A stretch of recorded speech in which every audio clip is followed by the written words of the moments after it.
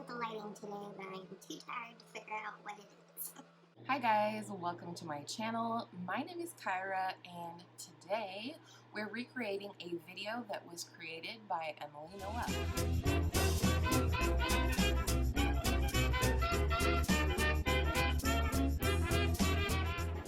So in Emily's video, she said that she had recently read an article, which I will link down below, that talked about if you could only keep 5 beauty products. And this includes skincare and everything. Totally impossible if you ask me, but if you think it's possible, chime in down below.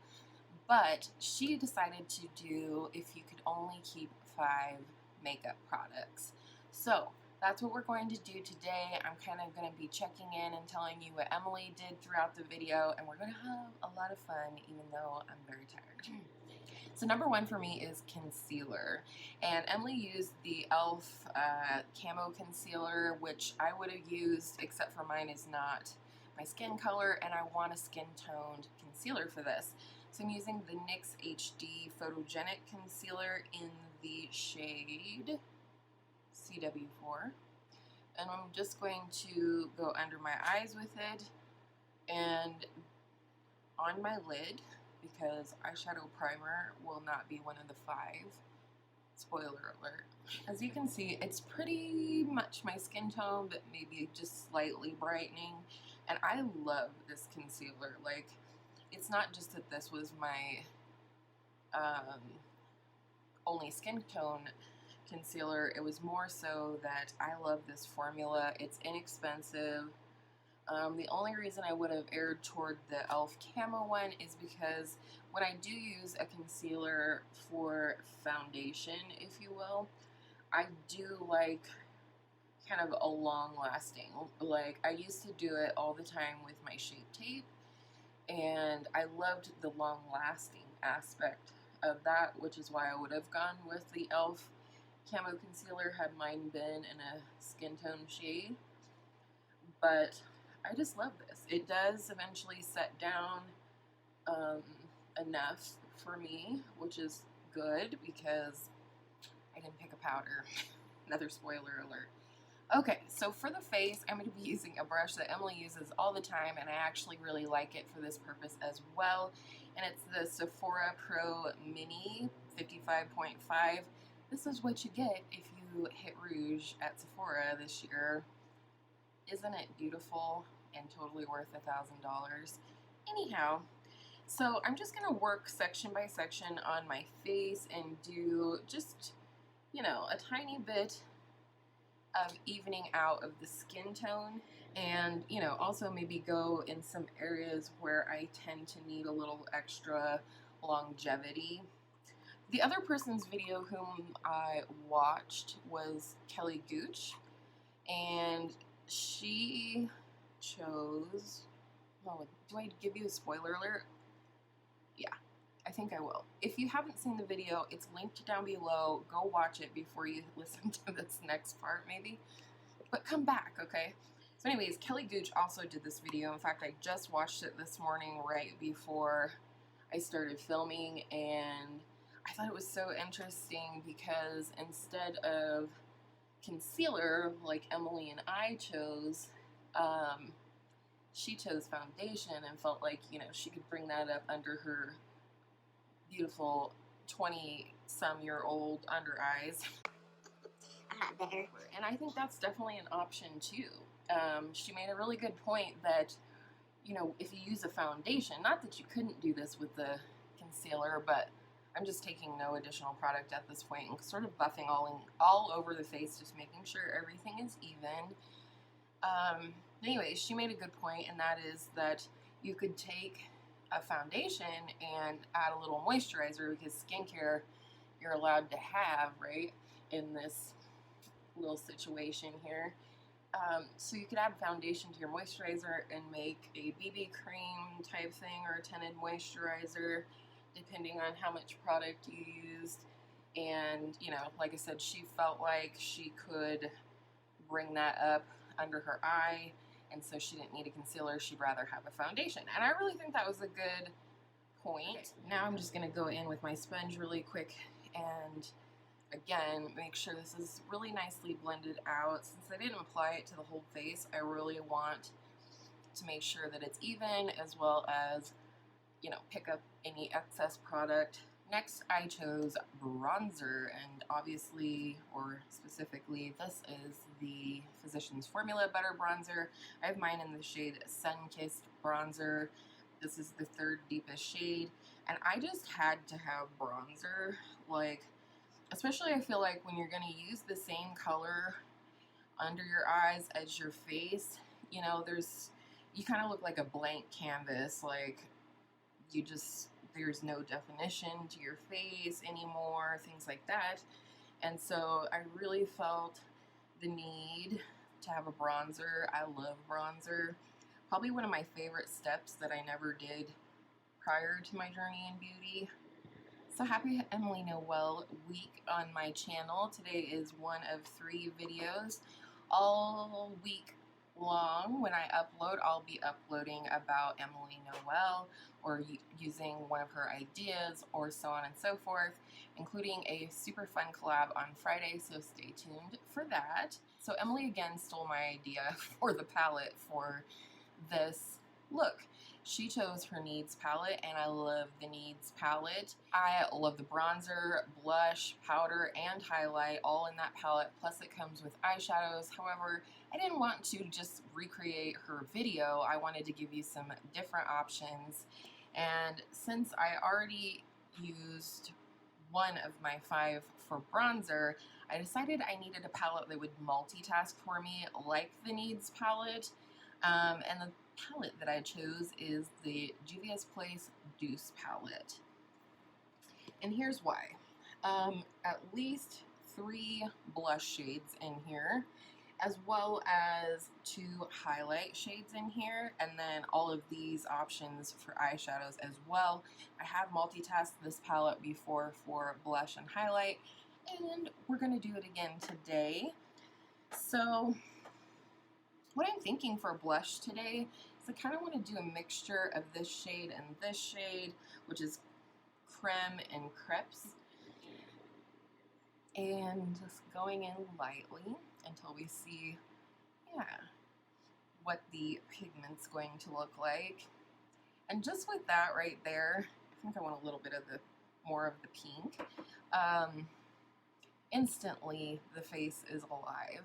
I could literally do blush, bronzer, mascara, lip, and I would be totally fine with that.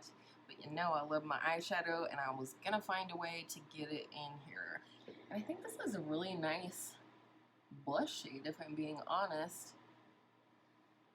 It's a little warm, but there's definitely that pinky aspect to it. And I have not combined these 2 shades before. For highlight, I think I'm gonna go with the pink shade. I love a pink highlight, and this is called Puffs. And because I know this is like metallically pigmented, I'm going to use a duo fiber brush for this, and duo fiber can really help with dispersing pigment. It doesn't pick up as much product as a more dense brush. So I'm just going to tap in here a few times, and then I'm going to really dust it off. I've used this as a highlighter before, and I really liked it. I don't remember if it was like my first impressions or one of my 3 looks. One palette with this palette. Woo! She's got vocabulary this morning, ladies and gents.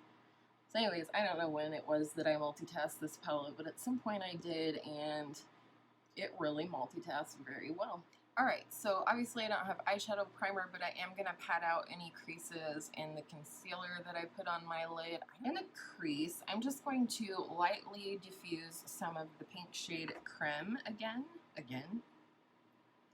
We did that on our cheeks. Anyways, I'm going to use Creme in the crease, because I was first thinking about face palettes that could be multitasked for, you know, a lot of things like brows and eyes and things like that. And I originally thought of my Hourglass ambient lighting, I don't know, the holiday palette from 2018. I just didn't feel like any of my face palettes were ideal for eyes. One of them didn't have a highlight in them, and I like me a shimmer on the lid, and then the other one's all shimmer. And while I'm not afraid to do an all shimmer look, we're talking ideal purposes here. Then I started thinking about eye palettes and how I can multitask an eye palette so that I can have as many products as possible. In the crease, I'm going to go into the shade Crepes. This is a shade I don't use a whole lot, so I kind of wanted to incorporate this shade in a couple of different ways today. One, by changing the color of the blush so it's a little more dusty and less bubblegummy pink, because I'm not an overly big fan of a real cool toned bubblegum pink on me, although I think this is more warm toned. I'm just not a big pink blush person. Going back into Creme here, and I'm just going to buff out the edges of Crepes as well as add back in a little of that pink. I just think this pink and this terracotta are going to look really cute together. I think out of all the steps that I had to leave out, I probably miss powder and brows the worst. Alright, and then just for a tiny bit of depth, I'm going to take Chocolat in the outer V, just the tiniest bit of depth. Not taking it past the halfway point of the eye at all. For the lid, I think I'm going to just go in with the shade Puffs again. It'll play off of the highlight, it'll stay soft that way. I also like this palette because it's a good option for just about any occasion. I feel like you could go pretty every day like I'm trying to, but you could also punch it up with some color. I think you could go pretty glam if I didn't already say that. I just think you have a lot of options in here, especially when you get to talking about mixing shades. Going back into the brown, beep beep, I'm going to just smudge that on like the outer third of the lower lash line. I'm perspiring. This is not acceptable. And then if you need to, reestablish that outer V, now is a good time to do it.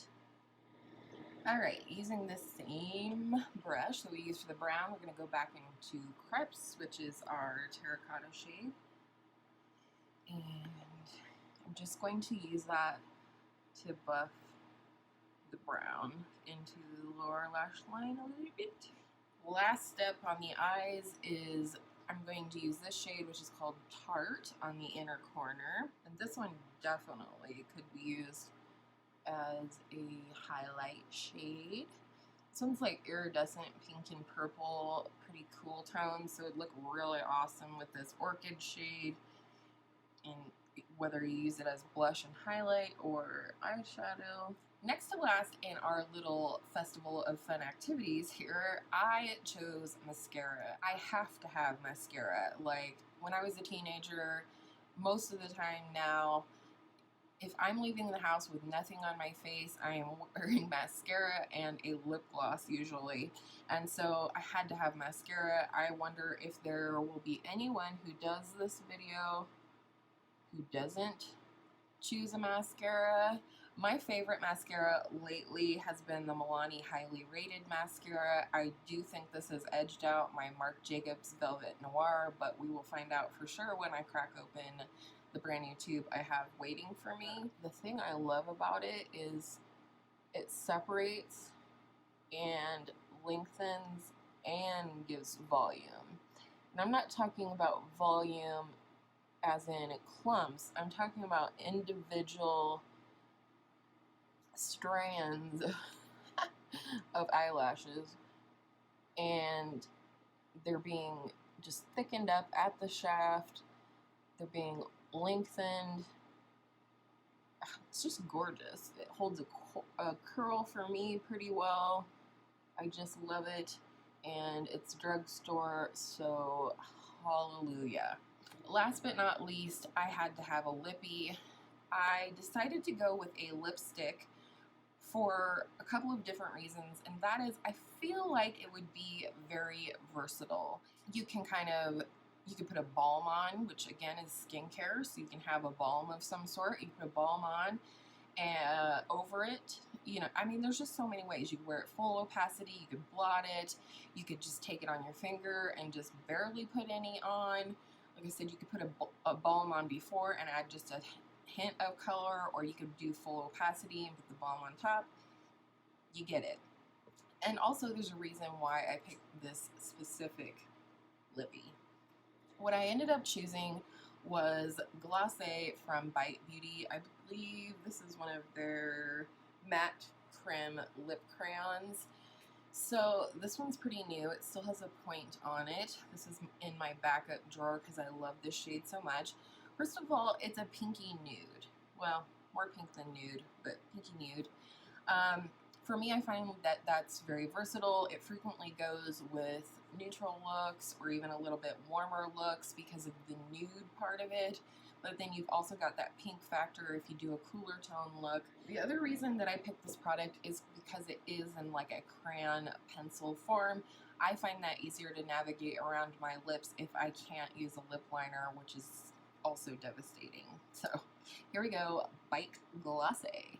All right, there you go. So as you can see, it looks pretty pinky. I'm wearing pink and pink on my eyes, pink, pink, pink. But with a neutral look or neutral clothes or warm look, it would lean more nude. So that's why I think this is the perfect color. So I'm not going to free my hair from the root clips just yet. I'm so sorry to end the video this way, but I will take a close-up picture and insert it here so you can see the completed look with the hair. I'm going to be filming other videos and my hair is not quite dry, so I want to give it all the volume we can get. And like I said, I hope you enjoyed this video. I know I enjoyed this video. It caused some really critical thinking on my part, which was really fun.